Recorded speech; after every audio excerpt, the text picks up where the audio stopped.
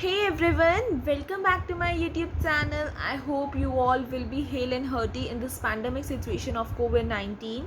So guys, today we are here to learn mathematics for class 9th. NCERT book, I'm going to revise its first chapter with you all, that is number system. So let's learn its first chapter, that is number system. But before still, if you haven't liked my video or subscribed my channel, then just go fast, hit the like button, subscribe the channel, and don't forget to share this video. Chapter 1, number system. So let's start learning this chapter with its exercises. Exercise 1.1, question 1, that says, is 0 a rational number? Can you write it in the form PQ, where P and Q are integers and Q doesn't is equals to 0. Okay, so let's clear out it.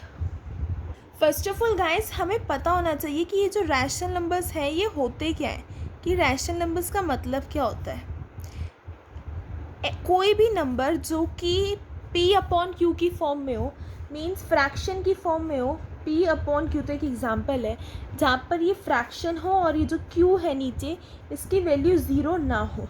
बस कोई भी number जो P upon Q की form में हो और ये जो Q हो उसकी वैल्यू ज़ीरो ना हो तो वो नंबर हमारा रैशनल नंबर कहलाता है. According to a first question जो कि हमारा एक्सरसाइज 1.1 चैप्टर 1 नंबर सिस्टम का क्वेश्चन है, वो ये है कि हमें ये बताना है कि क्या ज़ीरो एक रैशनल नंबर है और क्या हम इसको P अपॉन Q की फॉर्म में लिख सकते हैं जहाँ पर P अपॉन Q इंटीजर्स हैं और Q ज़ीरो नहीं है. अच्छा, इंटीजर्स हैं, दैट्स करेक्ट, इंटीजर्स होते हैं ये. ज़ीरो एक रैशनल नंबर है या नहीं उन्होंने ये पूछा है. कैसे लिख सकते हैं? ज़ीरो अपॉन कुछ भी हो पर जो वैल्यू होगी Q में वो ज़ीरो नहीं होगी. क्या नहीं होगी? ज़ीरो नहीं होगी. Then obviously it's a rational number, क्योंकि हमारा कोई भी नंबर जिसकी वैल्यू अपॉन में ज़ीरो ना हो वो हमारा रैशनल नंबर होता है. That's why our answer 1 is that yes, zero is a rational number because P upon Q doesn't is equals to zero, कि P अपॉन Q में Q की वैल्यू ज़ीरो नहीं है इसलिए ये ज़ीरो हमारा रैशनल नंबर है. Let's see a second question that says find the rational numbers between 3 and 4. अब हमें 3 और 4 के बीच में रैशनल नंबर निकालने हैं. How we have to find, see this very much carefully. हमें 3 और 4 के बीच में रैशनल नंबर्स निकालने. कितने? 6 rational numbers. Find 6 rational numbers between 3 and 4. See this is our question. Find 6 rational numbers between 3 and 4. How we will find? अब ये जो 3 और 4 है इसके बीच में रैशनल नंबर निकालना है. अभी मैंने आपको क्या बताया, रैशनल नंबर क्या होते हैं? जो कि P अपॉन Q की फॉर्म में होते हैं. जब ये P अपॉन Q की फॉर्म में होते हैं तो इसको भी हम फॉर्म में ले आएंगे. अब अगर हम कैसे फॉर्म में लाएं, इसके नीचे क्या नंबर रखें? हम इसके नीचे रखेंगे 10, क्योंकि ये कॉमन नंबर होते हैं. हम 2 नहीं रखेंगे, 4 नहीं रखेंगे, हम कॉमन नंबर्स रखते हैं जो कि ये होता है 10 हो गए, 100. 3 अपॉन 10 और 4 अपॉन 10 हमने रख दिया है. अच्छा, वन थिंग मोर, अब इसके डिनोमिनेटर में क्या आता है? नीचे कुछ नहीं है तो 1 है. अब 1 की मल्टीप्लाई हमने नीचे 10 से करी तो नीचे क्या हो गया? 3 अपॉन 10 हो गया. अब नीचे 10 हो गया तो जब डिनोमिनेटर की मल्टीप्लाई किसी नंबर से करते हैं तो न्यूमरेटर की भी करते हैं, तो ऊपर भी 10 से ही करेंगे. तो ये हो जाएगा 30 अपॉन 10 और 40 upon 10. When it became 30 upon 10 and 40 upon 10, we can find easily 6 numbers between them. How? Because this is a big digit now and there will be 6 numbers between it. Let's see which will be the numbers. 31 upon 10, 32 upon 10, 33 upon 10, 34 upon 10, 35 upon 10, 36 upon 10. So here we get the 6 numbers between 3 and 4. We will not write it the 6 numbers between 30 upon 10 and 40 upon 10. We will write it 6 numbers between 3 and 4. Okay, so let's come to our next question. So question third says find 5 rational numbers between 3 upon 5 and 4 upon 5. इसमें denominator हमें already given है. अब वहाँ तो हमारा denominator 1 था तो हमने 10 से मल्टीप्लाई की थी, 10 हो गया था. यहाँ पर हमारा डिनोमिनेटर 5 है, अब भी हम 10 से ही मल्टीप्लाई करेंगे. अब कैसे होगा वो देखते हैं. 5 rational numbers between 3 upon 5 and 4 upon 5. How we will find them? Let's see. 5 rational numbers निकालें. 3 अपॉन 5 और 4 अपॉन 5 की मल्टीप्लाई किससे कर देंगे हम? 10 से. ये ना रूल होता है. अब आप ये कहो 10 से मल्टीप्लाई क्यों करेंगे? अब कुछ रूल्स हमें खुद बनाने पड़ते हैं, बेसिक होते हैं कि ऐसे करना पड़ता है इन क्वेश्चंस में. 30/50 and 40/50. Now we can easily find 5 rational numbers between them. 31/50, 32/50, 33/50, 34/50 and 35/50. These are the 5 rational numbers between 3/5 and 4/5. Here we got the explanation of third question also. So let's come to the fourth question now. See, our fourth question says कि state whether the following statements are true or false. Give reasons for your answers. पहला question है every natural number is a whole number. Her natural number एक whole number होता है. Let's see how. Natural number एक whole number होता है. अब जो ये नेचुरल नंबर्स होते हैं ये 1 से स्टार्ट होते हैं और एंडलेस हैं, और ये जो होल नंबर्स होते हैं ये 0 से स्टार्ट होते हैं. हर नेचुरल नंबर एक होल नंबर होगा क्योंकि 1 के बाद जितने भी नंबर आ रहे हैं वो सब होल नंबर में आ रहे हैं. होल नंबर बस एक 0 ही तो है जो नेचुरल में नहीं आ रहा है, और वो क्या कह रहे हैं, नेचुरल नंबर होल नंबर होता है. हाँ, क्योंकि जो भी अगर 2 है तो होल नंबर भी होगा, नेचुरल भी होगा. 1 है तो भी होल होगा, नेचुरल भी होगा. That's why every natural number is also a whole number. Yes, every natural number is also a whole number.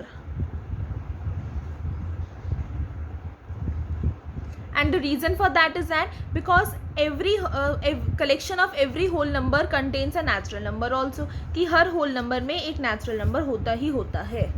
See, yes, every natural number is a whole number because every collection of whole number has a natural number in that. Okay, so let's come to the B part now. Now the next part says us every integer is a whole number. क्या हर integer एक whole number होता है? Let's see how. Whether it is true or false. It is false because अब -3 है, ये एक integer है लेकिन एक whole number तो नहीं है. होल नंबर में कोई माइनस तो नहीं आता ना, मीन्स ऐसे नंबर्स तो नहीं आते नेगेटिव नंबर्स. ये क्योंकि हमारा इंटीजर तो होगा लेकिन होल नंबर नहीं होगा. Then false because every integer false, every integer can't be a whole number. Can't be a whole number. For example, -3 is an integer but not a whole number. That's why this statement is false. Now let's see another statement which says us that every rational number is a whole number. कि हर rational number एक whole number होता है. Let's see. It is also false. अब अगर हो 4/6 या may be take like इसको cut भी कर दें तो 2 से 2/3 हो गया. ये अब एक रैशनल नंबर हो गया, लेकिन ये रैशनल नंबर तो है लेकिन अब ये होल नंबर तो नहीं हो सकता ना. ये होल नंबर तो नहीं है, ये रैशनल नंबर है और होल नंबर नहीं है. That's why we can say it for example 2/3 is a rational number but not a whole number. It is false. So guys, with this exercise is completed. Let's move on to our another exercise. Exercise 1.2. Exercise 1.2 we have to state whether the following statements are true or false. Justify your answer. कि every irrational number एक real number होता ही नहीं होता. सबसे पहले तो हमें ये पता होना चाहिए real number क्या होते हैं. Every point on the number line is in the form where m is a natural number, every real number is an irrational number. Guys, ये जो number line वाले questions है ना, इसको मैं आपको बाद में समझाऊंगी क्योंकि नंबर लाइन जो है ये मैं आपको अपनी नेक्स्ट वीडियो में एक्सप्लेन करूँगी. ये सेकंड क्वेश्चन भी जो है थर्ड क्वेश्चन ये भी नंबर लाइन से रिलेटेड है. Show how √5 can be represented on the number line. That I will explain you later on, but now I am going to explain you because क्योंकि phone पर ये समझाना easy नहीं होता, ऑनलाइन बताना, तो मैं आपको ये भी समझा नहीं सकती हूँ ये लेकिन अगर मुझे ईजी लगा इसको वीडियो में समझाना तो मैं आपको ज़रूर एक्सप्लेन करूँगी. अब हम ये वाला पार्ट का ए पार्ट देखते हैं और सी पार्ट देखते हैं. रियल नंबर्स क्या होते हैं? रियल नंबर्स ये जो रैशनल और इरैशनल नंबर होते हैं ना, यही रियल नंबर्स हैं. ये रैशनल नंबर्स और इरैशनल नंबर्स, इरैशनल और रैशनल, यही हमारे रियल नंबर्स होते हैं. अब इरेशनल नंबर्स क्या होते हैं? रियल नंबर्स 2 टाइप्स के होते हैं, रेशनल एंड इरेशनल. अब आप सबके माइंड में ये क्वेश्चन आ रहा होगा कि ये इरेशनल नंबर्स क्या होते हैं. रेशनल तो आपको मैंने अब समझा ही दिए हैं कि वो नंबर जो कि P/Q की फॉर्म में है और जिनको Q doesn't is equals to 0. Now the main question is that कि इरेशनल नंबर क्या होते हैं. इरेशनल नंबर वो होते हैं कि जिन्हें अगर हम डिवाइड करते हैं ना तो हमें उसका आंसर नहीं मिलता है. मीन्स पॉइंट भी लगा लेंगे तो भी हमें उसका आंसर कभी नहीं मिलेगा. जैसे कि हम एग्जांपल लें लाइक 10 डिवाइडेड बाय 3 सी. अब हम 10 को 3 से डिवाइड करेंगे, 3 3 ज़ा 9. Again we got 1. ओके, हमने पॉइंट लगा लिए 0. फिर 3 3 ज़ा 9, फिर 0, फिर 3 3 ज़ा 9, फिर 1, फिर 3 3 ज़ा 9, फिर बचा 1, फिर 3 3 ज़ा 9। ये तो आगे कंटिन्यू होता रहेगा, लेकिन हमेशा आप 2-4 दिन भी लगा दोगे तो भी यही आंसर रहेगा। ये नंबर्स कहलाते हैं इर्रेशनल, इनकी कोई एंडिंग ही नहीं है। और हमारा क्वेश्चन क्या था कि क्या हर real number rational number irrational number होता है? येस होता है, क्योंकि रियल नंबर में तो ट्रू, क्योंकि रियल नंबर्स जो है ये तो कलेक्शन है इर्रेशनल और इर्रेशनल का, इसमें तो रैशनल और इर्रेशनल दोनों होते हैं। रियल नंबर्स में यही तो कलेक्शन होते हैं, रियल और रैशनल और इर्रेशनल नंबर्स का, इसलिए this is true. Let's come to the second part. The essence of the number line C part is that every real number is an irrational number. Yes, every real number no sorry wait that every irrational number is a real number. हाँ, irrational number तो real number होता है, तो मैंने आपको अभी बताया, क्योंकि irrational number तो real number में आता है। लेकिन हर real number irrational number कैसे हो जाएगा? अब आप मुझे बताओ, हर real number तो rational नहीं हो सकता ना, क्योंकि जो ये real number है ये तो 2 parts के हैं, rational और irrational। कोई नंबर रैशनल होगा, कोई नंबर इर्रेशनल होगा, तो हर रियल नंबर तो इर्रेशनल नहीं हो सकता है, क्योंकि कोई नंबर रैशनल भी होगा। That's why false every real number can't be a rational number because it can be an irrational number because it can be a rational number also. Her real number एक irrational number नहीं हो सकता, क्योंकि एक real number rational भी हो सकता है। So our second question says now कि are the square root of all positive integers irrational? If not, give an example of the square root of a number that is a rational number. कि एक मतलब square root हर rational number का, हर positive rational का, क्या हर positive number का square root एक rational number होता है? इरेशनल होता है। अगर नहीं होता तो एग्जांपल दो। जैसे कि अब उन्होंने एग्जांपल मांगा है, अब 2 का स्क्वायर निकालेंगे तो आएगा 1.43, ऐसे कुछ आएगा ये, ठीक है। अब हम वो कह रहे हैं कि हर पॉजिटिव नंबर जो भी होगा उसका स्क्वायर रूट क्या इरेशनल होगा, जो कि कभी एंड नहीं होगा, डैश डैश डैश चलता रहेगा, मीन्स नहीं। अब वो कह रहे हैं कोई पॉजिटिव एग्जांपल दो। अब जैसे कि आप ले सकते हो रूट 16, उसका स्क्वायर रूट क्या होगा? 4 होगा। रूट 4 ले लो, उसका स्क्वायर रूट क्या होगा? 2 होगा। तो ये भी तो पॉजिटिव नंबर है, इनका भी तो स्क्वायर रूट हमारा पॉजिटिव ही रैशनल आ रहा है, नॉट इरेशनल नहीं आ रहा। रैशनल नंबर ज़रूरी नहीं होता अब आप कहो कि वो तो अपॉन की फॉर्म में ही होने चाहिए। अब इसके नीचे भी तो 1 है, अगर इसके नीचे कुछ नहीं है तो इसके नीचे क्या है? अब किसी नंबर के नीचे कुछ नहीं है तो उसके नीचे क्या है? उसके नीचे 1 है, तो 4/1 है, तो फिर सही तो है ये। अब किसी तो हमारा ये आंसर आ गया 4/1, that is why it's correct. Yes, we are getting the answer of yes कि that square root of all positive integers is not always irrational, it can be rational also. As I have told you, third question we will do later on. Now fourth question is that it's in classroom activity. It's not a question, it's an activity that you can solve it yourself. It's not none of your business, it's very time wasted. So let's come on to our next page, that is exercise 1.3.